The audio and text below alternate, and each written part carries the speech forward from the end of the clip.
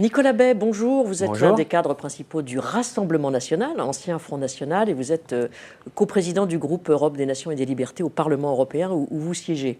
On a vu cette nuit que Donald Trump avait fait marche arrière sur l'affaire de l'immigration en signant un décret pour qu'on ne sépare pas les parents des enfants. Ça vous avait choqué, cette histoire, où vous dites il faut en passer par là pour faire une politique d'immigration efficace? Je crois que Donald Trump maintient son cap de la fermeté en matière migratoire. La séparation entre les parents et les enfants, elle existait aux États-Unis depuis de très nombreuses années, bien avant même que Donald Trump soit président des États-Unis. Et appliquée ? C'est lié, oui, elle était appliquée. C'est lié à la situation particulière de la frontière mexicaine. Et évidemment, ça n'est pas souhaitable. Évidemment qu'à chaque fois que c'est possible, il faut faire en sorte que les enfants ne soient pas séparés de leurs parents. Mais vous savez, à chaque fois que c'est possible, ça veut dire quoi? Vous savez, dans la vie, quand quelqu'un est condamné, par exemple, pour un délit ou un crime de la prison ferme, il est séparé de ses enfants. C'est ainsi. Vous faites le parallèle avec, je avec fais le cette parallèle. situation. L'immigration illégale, entrer ou se maintenir illégalement dans un pays, c'est un délit. Et en l'occurrence, aux États-Unis, c'est un délit. Alors, qu'on prenne le maximum de dispositions pour que les enfants et les parents ne soient pas séparés, moi, je trouve que c'est une très bonne chose.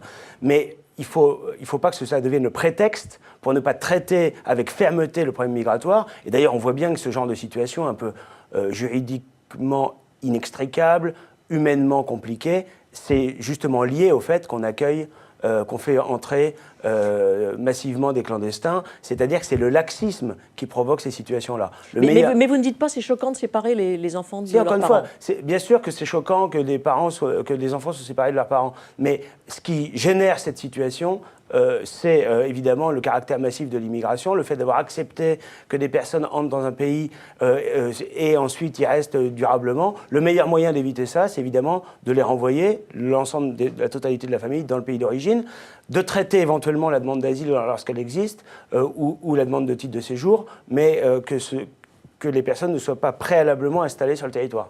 Est-ce que la politique d'immigration que mène, alors justement Donald Trump aux États-Unis, mais aussi vos alliés italiens maintenant, est-ce que c'est la politique que pourrait mener le Rassemblement national s'il arrivait un jour au pouvoir en France? Nous, ce que nous disons clairement, c'est qu'il faut en finir avec le laxisme migratoire. Et aujourd'hui, Matteo Salvini en Italie, mais c'est vrai aussi en Autriche, c'est vrai dans un certain nombre d'autres pays, veulent en finir avec la logique qui consiste à faire d'abord entrer des immigrés clandestins et ensuite, au cas par cas, à traiter les situations et en général d'ailleurs à les maintenir sur le territoire, sur le continent européen, souvent à les régulariser, puis souvent à les naturaliser, ce qui aboutit à créer un appel d'air permanent et à avoir des flux massifs d'immigration ininterrompus vers l'Europe. Donc il faut en finir avec cette logique-là, il faut faire preuve de fermeté, il faut protéger les frontières extérieures de l'Europe, il faut aussi rétablir des contrôles aux frontières nationales, et puis il faut traiter le problème en amont, c'est-à-dire ne pas déstabiliser des pays d'Afrique subsaharienne, du Maghreb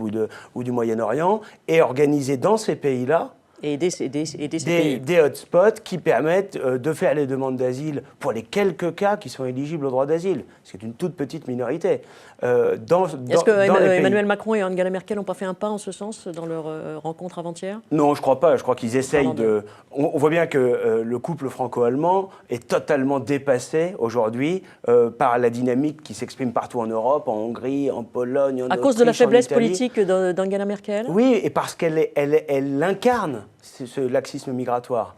C'est elle qui a incité des millions et des millions de personnes à venir sur le continent européen. Et d'ailleurs, pour beaucoup, ils sont arrivés en France. Vous dites que c'est sa faute? Oui, elle porte une immense responsabilité, puisqu'il y a quelques années, elle a dit « venez, vous serez accueillis ». Et elle a fait ainsi entrer de la main-d'œuvre à bas coût. Je ne pense pas qu'elle l'ait fait, d'ailleurs, tellement par philanthropie. Mais aujourd'hui, Angela Merkel et Emmanuel Macron sont à rebours de ce qui s'exprime partout en Europe, de la volonté des peuples.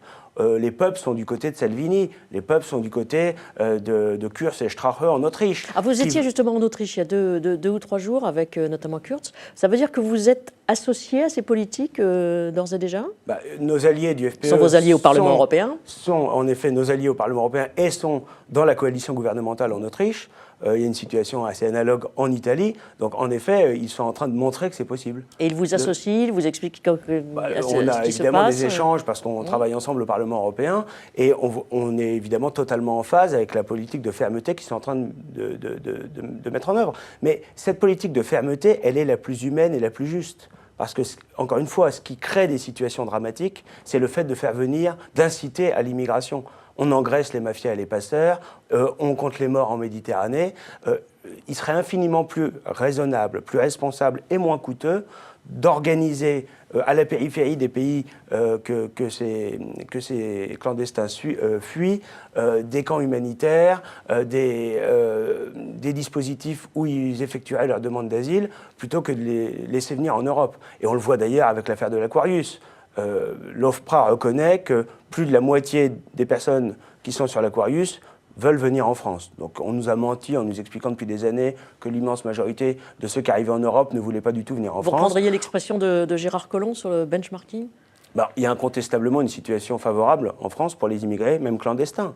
Il y a des aides sociales, comme il en existe quasiment nulle part ailleurs en Europe et même sur la planète. Donc évidemment, ils viennent en France. Souvent, c'est la destination finale, même s'ils passent par l'Espagne, par l'Italie ou par la route des Balkans. Donc il faut tarir ces flux, en finir avec ces incitations, ces pompes aspirantes de l'immigration. Il y a des élections européennes dans un an. Vous êtes, on le disait tout à l'heure, coprésident du groupe Europe des Nations et des Libertés. Est-ce que vous nous dites ce matin, je serais intéressé, je serais à Yes, intéressé pour être tête de liste dans un an d'une liste Rassemblement National élargie ou pas élargie ? Si vous me permettez, ce serait un peu pas mettre les choses dans le bon ordre. Je crois qu'aujourd'hui, on est à un an, un tout petit peu moins d'un an des élections européennes. Il y a une nécessité, c'est de travailler sur un projet alter européen. Ça, c'est la langue de bois. Oui, non, c'est important. Ensuite, il y a le rassemblement en France, avec des personnes comme Nicolas Dupont-Aignan, s'il le souhaite, avec peut-être aussi des personnes qui sont dans l'orbite des Républicains. Non, je pense que la discussion reste ouverte. Le but, c'est de rassembler. Emmanuel Macron a rassemblé les mondialistes, on doit rassembler les nationaux. Ensuite, faire le rassemblement à l'échelle européenne. Nous avons beaucoup d'alliés, beaucoup de partenaires en Europe, y compris qui sont aujourd'hui au pouvoir, avec lesquels nous allons travailler sur ce projet d'une Europe des protections, une Europe des coopérations face à l'Union européenne punitive de la Commission européenne.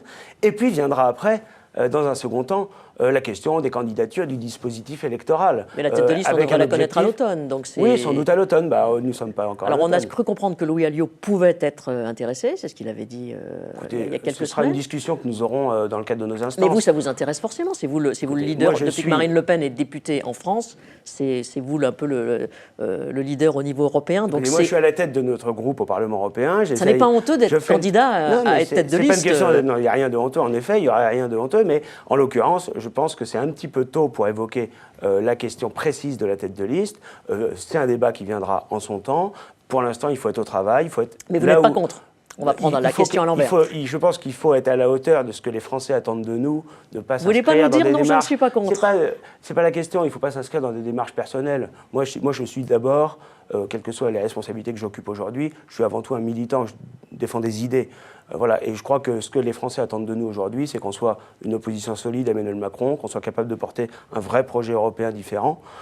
Et puis ensuite viendra la question de savoir comment on s'organise le plus efficacement possible pour être attractif, rassembleur. Et avez-vous un pronostic pour le match France-Pérou ? Je ne me hasarderai pas à un pronostic, mais il ne faut pas sous-estimer le Pérou, qui est quand même une très bonne équipe. Donc on a pas trop mal commencé. On a encore le Pérou et le Danemark. Donc voilà, les haies se sautent les unes après les autres, si je puis me permettre, même si on est amateur de football. Donc il ne faut pas sous-estimer le Pérou, mais je suis confiant sur le fait que les Bleus puissent gagner ce soir. On verra ça à 17h. Merci beaucoup, Nicolas Bay. Bonne journée.